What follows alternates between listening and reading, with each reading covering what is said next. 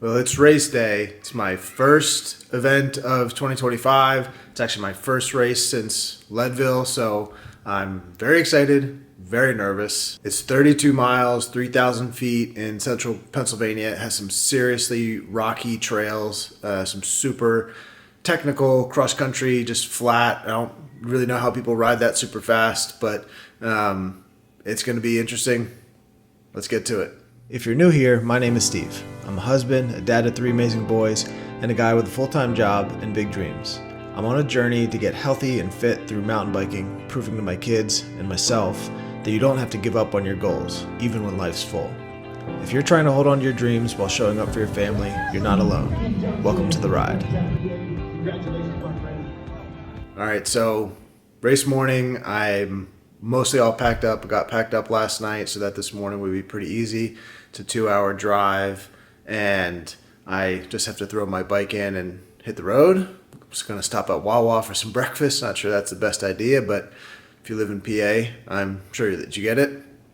But yeah, today's supposed to be just like a training day, so I didn't really do anything special this week to lead up to this race. I didn't taper or anything like that, so not the freshest or anything, but feeling pretty good. So I have a goal of roughly 4 hours, but I actually have no idea what it's supposed to take me. So, that's a little bit arbitrary. I just saw some times from last year, and I rode some sections of the trail just to see. There's some Black Diamond technical trails that I was like, I totally understand a Black Diamond downhill trail. I've done plenty of those, and everything from black and double black diamonds at Whistler to some local trails. But when it's a flat cross-country trail, I don't understand that. So I went and did some of those, and that was pretty rough. I don't know what that's going to feel like in the moment. And it's not hard like a downhill trail would be. It's just hard, and it's physically hard to keep the power going and keep moving and everything. So, but anyway, I've got a 2-hour drive ahead of me. Hopefully I get there and it's not too crazy. It's a little bit cooler today, but the sun is shining and the wind isn't super strong. So I was worried about it being a little too cool, but it should be a pretty nice day. So I'm going to throw the bike in the back and let's hit the road. 2 hours later.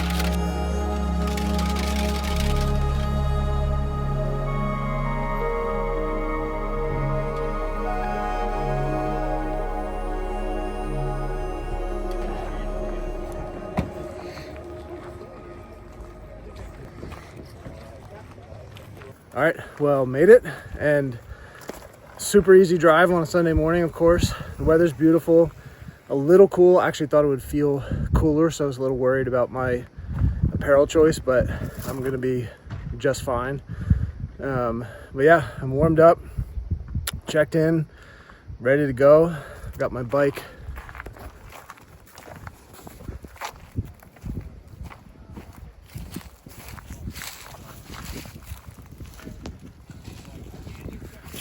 Bike's all set, ready to go. So I just realized as I was getting ready that I didn't bring all my GoPro stuff. So I have my GoPro, but I don't have anything to mount it.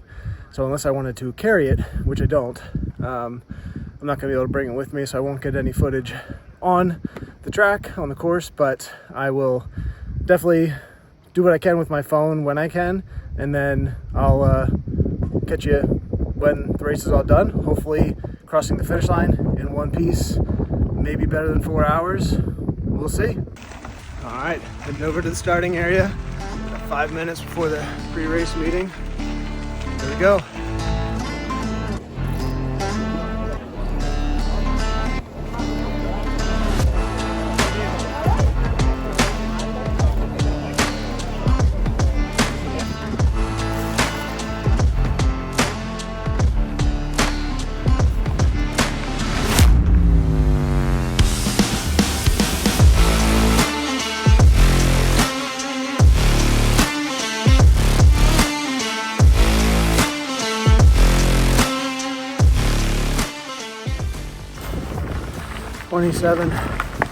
miles in, and I've been cramping up like crazy.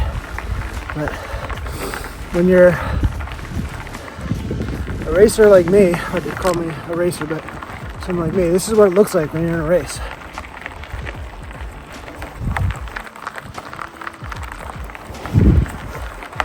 No one around. There could be someone back there, I don't know. It's the back of the race is a lonely one, but gosh, doing everything I can just to keep moving. Both legs, feet, everything. Cramping, but almost there. Just keep moving. Finish line complete. 4 hours and like 45 minutes or something like that. Super long, but there's still people here. I'm excited to have crossed the finish line for the first time in a long time, because I did 2 races last year. One was Leadville, and that's the other one that crossed the finish line. And so I got a finish line. It took me a long time, but we got it. Cramps be damned. All right, so race is over. I'm back home, recovered. It's a couple days later. My legs are actually still incredibly sore. I just tried to do a ride yesterday, just sort of a recovery zone 2 ride, and I only made it about a half hour in. My legs are pretty shot from that, but my first real mountain bike race is in the books, and I wanted to clarify that because I've said this is my first like real mountain bike race, and obviously I did Leadville last year, but Leadville is just its own thing. It's kind of in its own category of races. It's not really gravel, it's not really mountain bike, it's just Leadville, and I don't intend to go down that trail. There's plenty of talk around that, and it really depends on where you're coming from, where your background is, and obviously a lot has changed, but Leadville is definitely a race that most people, the vast majority of people, are going to do on a mountain bike, with a few exceptions being some pro riders. And actually, I don't think anyone last year did an actual gravel bike. I think they did hardtail mountain bikes with drop bars. But anyway, that's not what we're here to talk about. So this was, a lot of single track and a lot of technical single track, and that was the newest thing to me. I've done a good bit of more downhill riding, but the flat technical rocky stuff was very, very new, and I only did one pre-ride beforehand to experience it, and just the need to hold power, like high power bursts of power for extended periods of time to get through those flat sections was really tough. And that's when I probably had the worst moments with my legs cramping. I had it on the kind of steady climbs or steady climbing single track as well. But the hardest part was just those, big power moments when you're trying to get through all the rocky stuff. And that's kind of like the big difference with Leadville. Leadville doesn't have any single track. There's 2 miles of single track out of 105 miles, and it's super smooth, flowy downhill that doesn't have any technical bits to it that I can recall. It's no different than what you would see in a lot of gravel races, like if you watched Belgian waffle rides and stuff like that. That's very, very similar. But anyway, so that was a new experience. Definitely slowed me down a bit. A number of times where I had to get off and get over a section. You hit one big rock and it totally throws off your momentum, and just faster at that point to just get off and walk through or run through that section. So ultimately, like in the end, I'm extremely proud of the effort. I wanted to push harder than I thought that I could. I wanted to, in Leadville, you're at elevation and you're constantly having to check yourself because you might look at your power meter or your heart rate and you're just saying, knowing that you can do more, but you're at 10,000, 11,000 feet. So you need to check yourself. And here in Pennsylvania at sea level, I was wanting to know what would happen if I just kind of pushed beyond. So I kept trying to push a little harder or stay on the gas a little bit. And I found out and it hurt really, really bad, but I'm really proud that I did it and I stuck with it. And also that I experienced so much cramping, but kept going. Normally I would have let that stop me.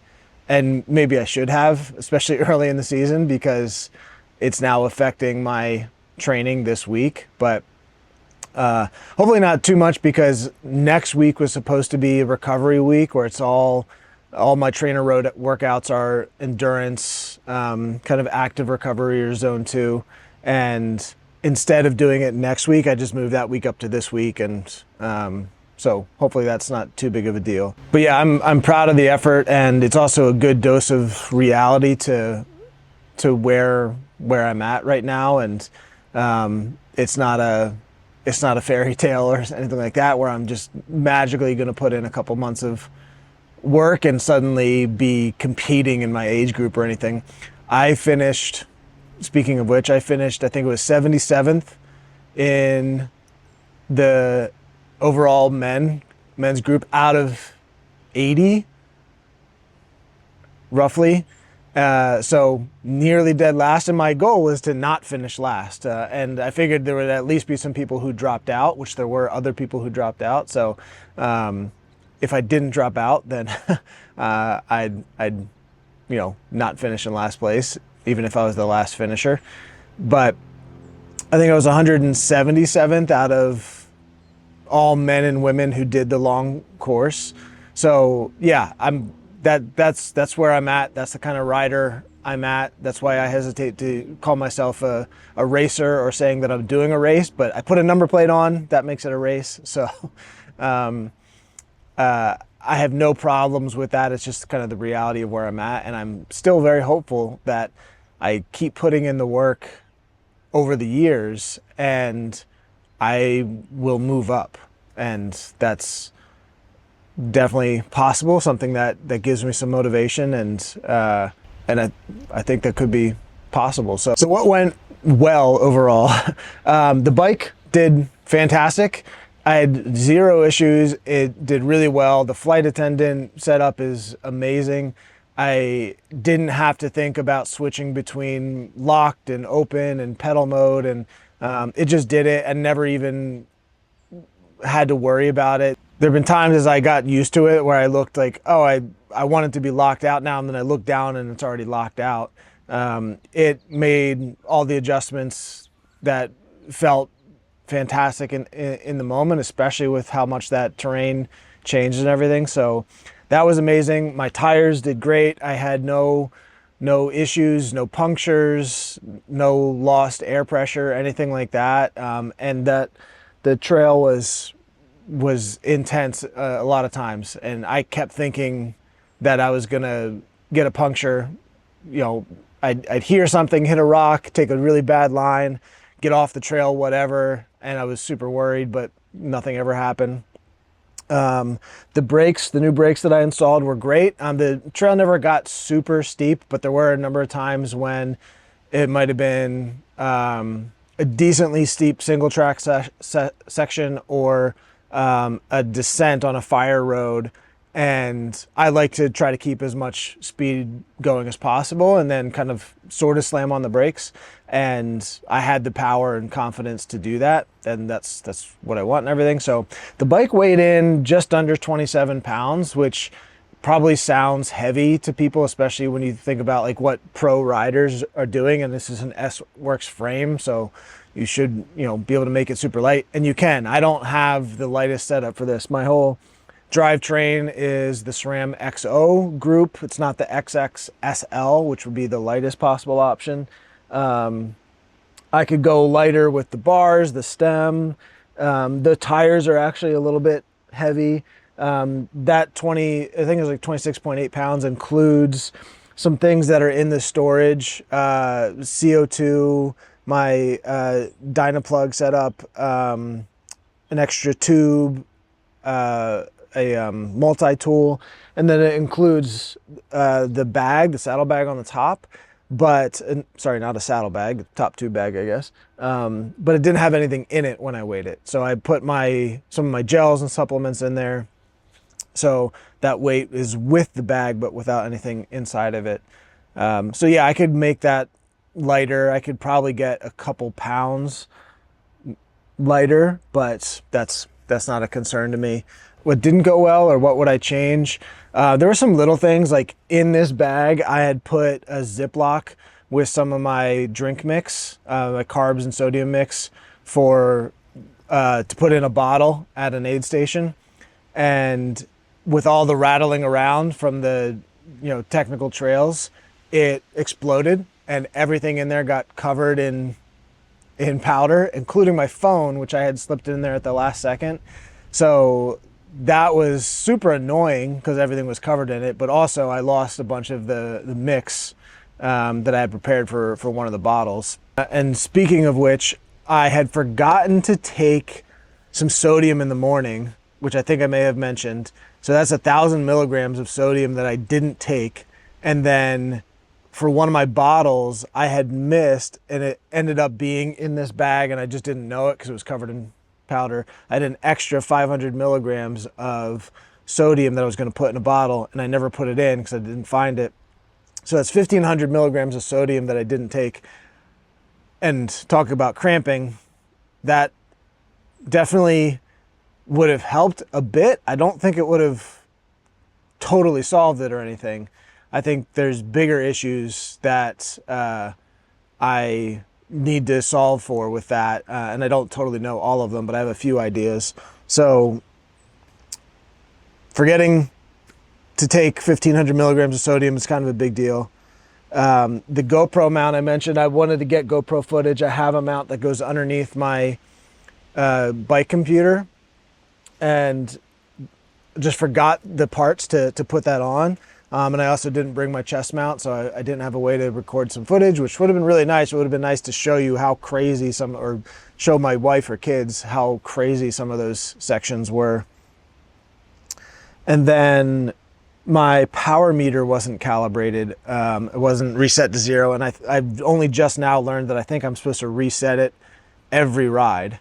And I meant to do that, and I remembered about 1 minute or less than 1 minute before the start. So I was in the lineup, looking at my computer, realizing that I hadn't reset or set the power meter. So I could tell once I started riding that it was off, but I wasn't really sure. And then when I got home, I reset it, ended up being off by 47 watts. And I don't know what that means exactly. Like, my normalized power was 188 watts. I don't know if my actual normalized power was 188 plus 47. I don't think that's correct, but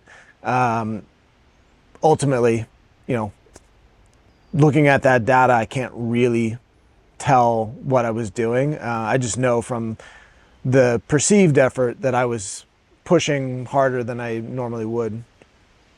And then the last thing was kind of what I was mentioning about sodium and carbs. I was treating this just like any other training day, and I hadn't really thought about carb loading or sodium loading, which I had done for Leadville.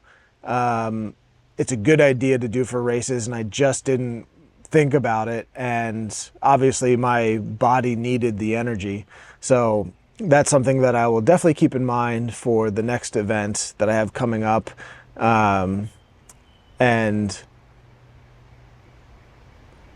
I'll keep thinking about other things that I might need to do to just help myself be in better shape, but also, handle the load and recover better afterwards. So that's a wrap on the first race for the season. If you watched it this far, thanks so much for tuning in, and let me know in the comments what you want to hear or what questions you want to have or what kind of questions you want me to answer, anything like that. Again, this documenting these things is kind of serving two purposes. One, it's for me, it's kind of a history record, like a time capsule for myself and my kids, my family. It's really, really interesting. And hopefully 2 years from now, I've put in the work and I'm much better. So it'll be really fun to look back on. But then I know there's so many riders like me who are just beginners, and their fitness level is, you enter these races and it's survival mode. It's not trying to win. And the way that we do races is totally different. So hopefully this is a little bit educational towards that. And again, like I showed you in the clip, these races look very different for those of us at the back of the pack when there's just no one around. It's just quiet. It's just, you hear the wind and the birds chirping and yourself huffing and puffing almost the entire time, and you kind of forget sometimes.